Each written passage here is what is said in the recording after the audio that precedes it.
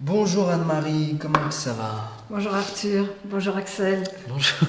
c'est moi Anne-Marie. Je vois. Voilà Anne-Marie. Alors Anne-Marie, tu vas nous faire...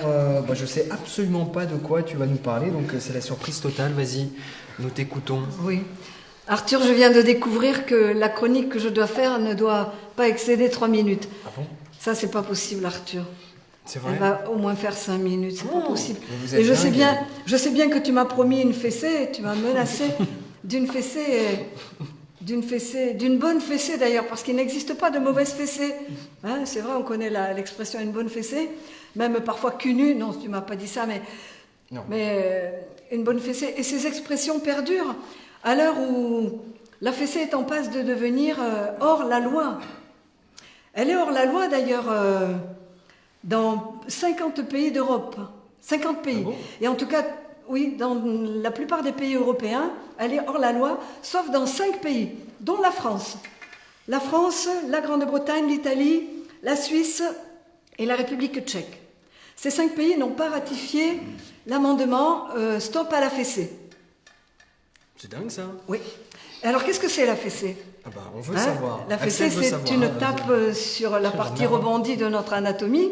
Ça peut être du plat de la main, ça peut être aussi avec un accessoire, qui peut être une savate, qui peut être un ceinturon. Auparavant, il y avait des nerfs de bœuf. Voilà, mais vos pratiques, Et ça Anne-Marie, peut ne nous être- intéressent pas beaucoup, vous savez. Ça peut être un fouet. Et ça s'appelle en français un martinet. Et martinet, c'est une invention française qui pourrait venir d'un général de Louis XIV. Un traiteur. Martinet. Bon, tout le monde sait ce que c'est un martinet. C'est un ustensile qui se compose d'un manche et prolongé d'une dizaine de lanières de cuir. Voilà. Donc en France, on peut fouetter et fesser les enfants. Enfin, ça a disparu dans les établissements scolaires, dans les entreprises et à l'armée, mais dans le cadre familial, c'est toujours accepté. Il n'y a que le juge en France qui peut dire si les parents sont allés trop loin ou pas. Alors qu'en Angleterre, une loi existe qui permet aux familles de fouetter ou de fesser les enfants, pourvu que ce soit raisonnable. Alors ça Oui. veut dire quoi, raisonnable? Raisonnable, qu'il n'y ait pas de traces sur la peau, et que ce soit fait dans un climat d'amour et d'affection. Ah oui. C'est quand même dingue, ça. C'est quand même dingue, hein. Ça correspond un peu à qui aime bien châtie bien, qui se prennent au pied de la lettre. Il existe d'autres types de fessées. Parce que ça, c'était la fessée punitive ou Oui. éducative. Parce qu'en France, une majorité de personnes souhaitent que la fessée perdure et sont contre une loi anti-fessée. Ouais. Qui ça, par exemple? Les gens, puis même Les gens. les députés, puisque le Conseil constitutionnel s'est réuni là, le 26 janvier 2017 et a décidé de ne pas ratifier cet amendement. Ils ont jugé que c'était futile, un amendement sur la fessée, donc c'est toujours permis, alors que des sociologues, des psychologues, des médecins et des députés, diverses personnes, des médecins, je viens de le dire, ont dit que non, que ce n'était pas du tout éducatif et qu'il faudrait la supprimer. Et pour en revenir au martinet, jusque dans les années 90, il y en avait un dans la plupart des foyers. D'ailleurs, il y en avait même un chez moi. Oh, vous allez nous faire chialer, Anne-Marie, arrêtez. Mais maintenant, ils ont jugé ça excessif et ce n'est vendu que dans les magasins de produits animaliers. Alors, en dehors de cette fessée punitive et pseudo-éducative, il existait la fessée curative. Jusqu'au XIXe siècle, des médecins pensaient qu'il était bon de fouetter ou de frapper systématiquement. Alors, ça pouvait être le conjoint ou la conjointe ou les enfants. Et il y avait toute une liste de bienfaits pour lesquels c'était bon des traitements curatifs. Oui, voilà, la fessée était censée pas curer, Qu'est-ce que vous voulez nous dire, Anne-Marie, apporter, exactement? apporter des bienfaits. Oui, oui. Et je veux revenir à la fessée punitive. C'est paradoxal parce que la loi punit des gens qui cognent sur leur conjoint, sur le voisin, même sur le chien, mais ne punit pas les gens qui cognent sur leurs enfants. Et puis bien sûr, je vois vos regards aigrillards que vous attendez que je parle de la fessée érotique. Ah oui, Anne-Marie, parlez-nous de fessée érotique. Nous ne tenons plus.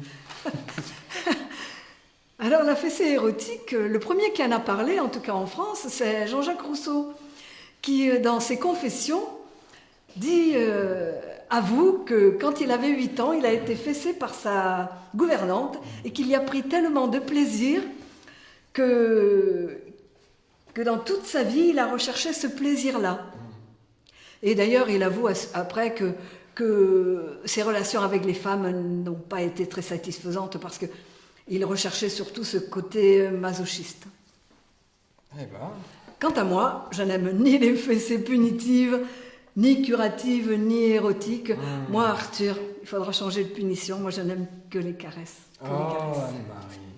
Merci beaucoup, Anne-Marie. Qu'est-ce que ça vous inspire, Raymond, cette histoire de la fessée? Je pense que mes parents ont usé de la fessée à notre égard.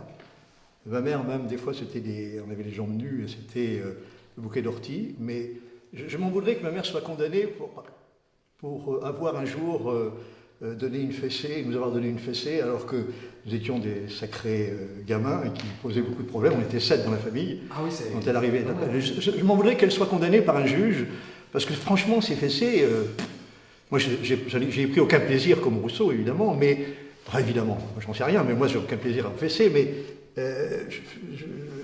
pour moi, c'est vraiment complètement secondaire, quoi. J'en veux absolument pas à mes parents, et je regretterais qu'ils soient punis pour m'avoir un jour donné une fessée. D'ailleurs, la grande question, c'est comment prouver que le coup de martinet, après il n'y en a plus, quoique dans les jeux érotiques, ça existe, mais je ne vois pas trop... Enfin, c'est compliqué, cette histoire.